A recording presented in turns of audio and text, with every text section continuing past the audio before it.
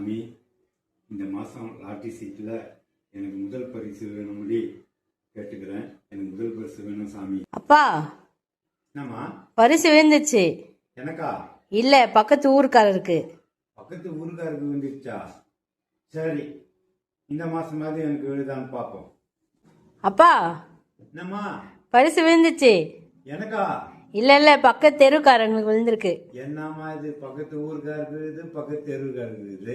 சரி, இந்த மாசமாவது நமக்கு விழும், பார்க்கலாம். சரி, பார்க்கலாம். அப்பா, என்னம்மா மறுபடியும் பரிசு விழுந்துச்சு. எனக்காமா?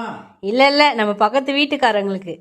என்னம்மா இது, பக்கத்து வீட்டுக்காருக்கு, பக்கத்து தெருவுக்காருக்கு, பக்கத்து ஊருக்காருக்கு இப்படியே பரிசு விழுந்தது, எனக்கு விட மாட்டேங்குதம்மா. இருமா, நான் சாமியை போய் கேட்கறேன். சரிப்பா. சாமி, லாட்டி சீட்டில் பணம் வேணும்னு நான் உங்ககிட்ட வேணுனேன். பக்கத்து ஊருக்காருக்கு விழுது, பக்கத்து தெருவுக்காருக்கு விழுது, ஏன் பக்கத்து வீட்டுக்காருக்கு கூட விழுது. எனக்கு விழவே இல்லை. நான் ரொம்ப கஷ்டத்தில் இருக்கிறேன் சாமி. என்னை ஏன் இப்படி சோதனை பண்ற? மகனே, பரிசு விழவில்லை என்றால் எப்படி விழும்? அதற்கு நீ முதலில் காசு கொடுத்து லாட்டரி சீட்டு வாங்கி இருக்கணும்ல. வாழ்க்கையில வெற்றி பெற வேணும்னா முதல்ல முயற்சி செய்யணும்.